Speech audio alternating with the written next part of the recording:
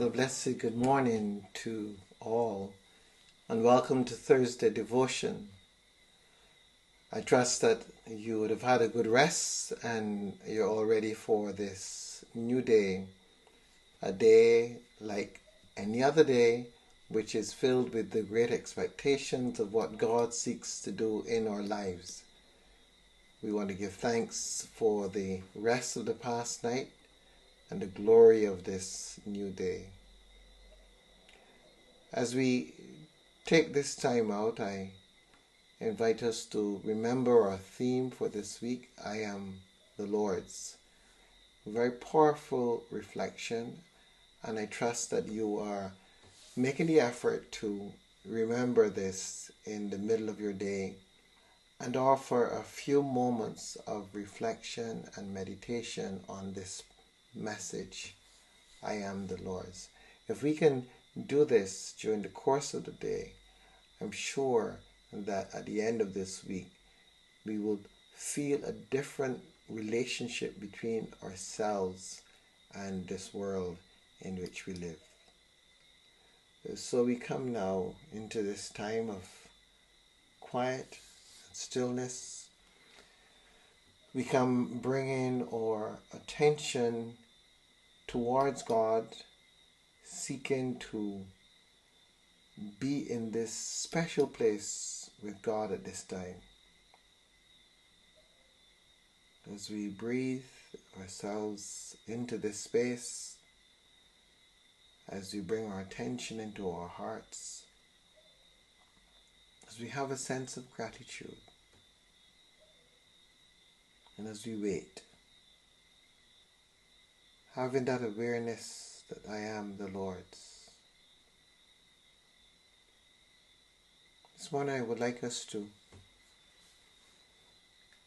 do a different exercise, one in which we allow ourselves to be present. We come to an awareness of ourselves. Become aware of every aspect of your body. Become aware of the object on which you're sitting or lying. Become aware of your surroundings. With your eyes closed, if possible. If you are driving, of course not, but if you are at home in your room, close your eyes and just be aware of all that is around you. And as you become aware of all that is around you, I want you to become aware that there's a light around you. That you are immersed in a light, your own light, your own frequency. A light that in many ways speaks to where you are at this point in time. A light that carries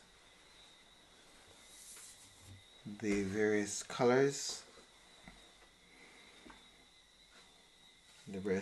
that represent your energy field at this point in time.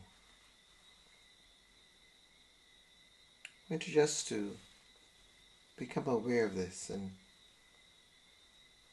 see if in your imagination, in your awareness, what colors do you see?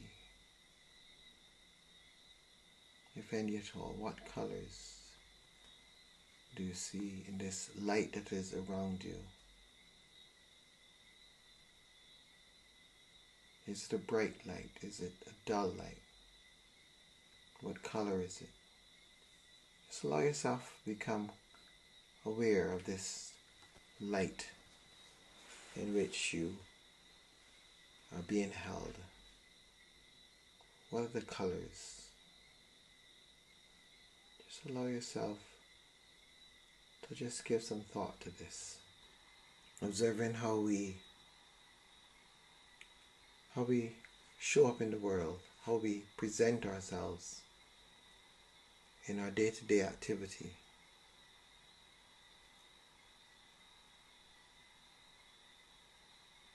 We are lights, and we serve one who is light, in whom there is no darkness. When Jesus saw the crowds, he went up the mountain, and after he sat down, his disciples came to him. Then he began to speak and taught them, saying, "Blessed are the poor in spirit. Theirs is the kingdom of heaven. Blessed are those who mourn, for they shall be comforted. Blessed are the meek, for they will inherit the earth. Blessed are those who hunger and thirst for righteousness, for they will be filled. Blessed are the merciful, for they will receive mercy. Blessed are the pure in heart, for they will see God. Blessed are the peacemakers, for they will be called children of God. Blessed are those who are persecuted for righteousness' sake, for theirs is the kingdom of heaven."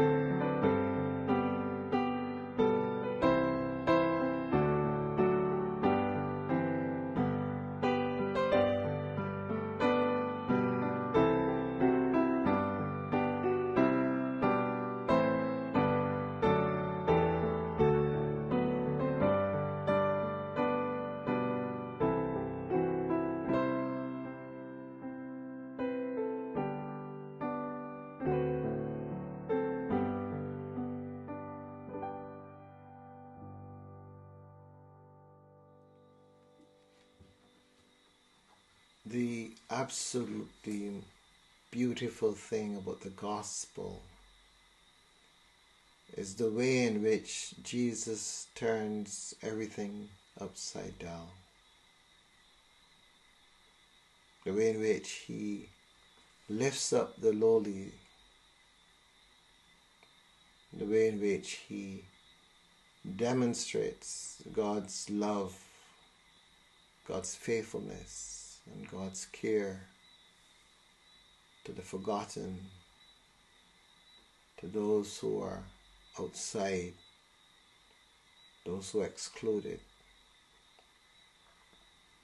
The way in which he begins this work of salvation by honoring those who are usually not honored,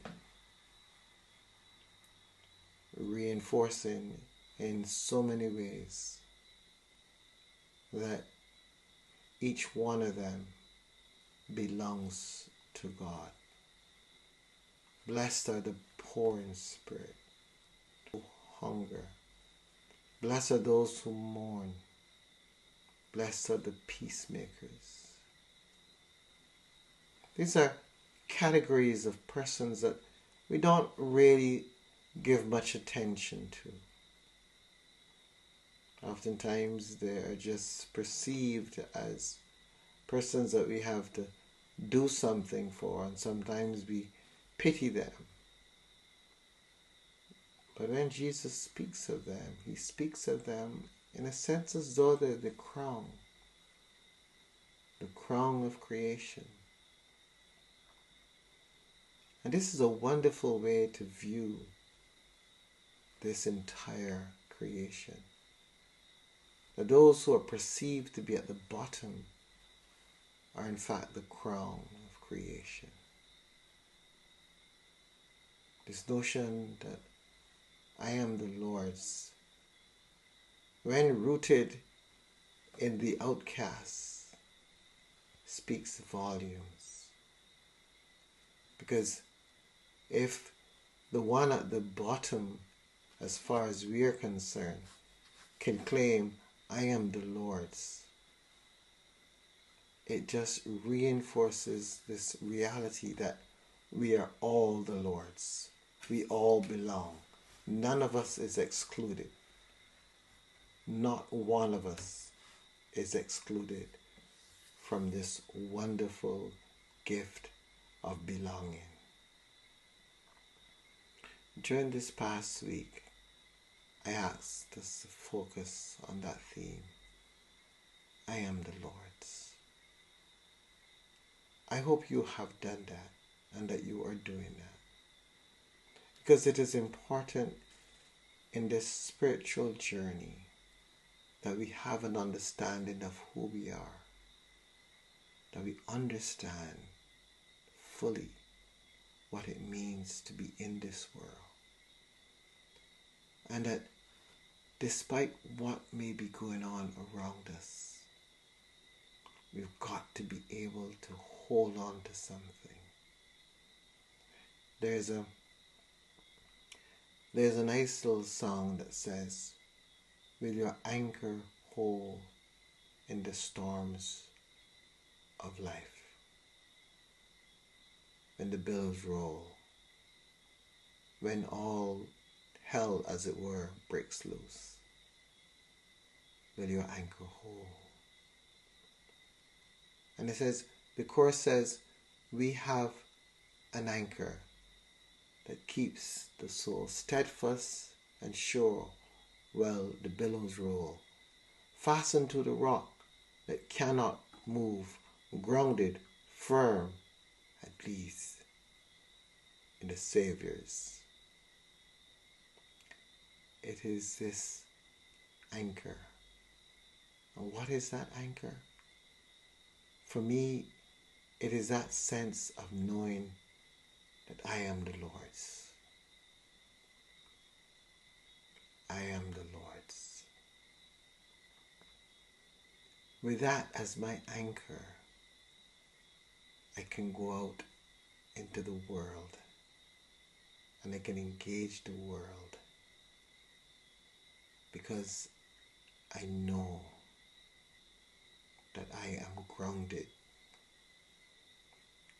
And even though I may be battered and bruised, I know that nothing out there can destroy me. I am the Lord's. I am protected in that grace. I belong. To have that sense of belonging is so vital to this journey because it gives us a perspective on all that is happening around us. And we don't see like others see. We see as Christ sees. One who understood himself to be the Lord's. He says, I and the Father are one. He grounded himself in that awareness. And if we are to journey as he has journeyed, we too need to ground ourselves in that awareness of who we are in God. It is only when we can ground ourselves in that awareness that we're able in any way to move from where we are and to grow daily in grace and love. Will your anchor hold? Is your anchor grounded in that knowledge? I am the Lord's.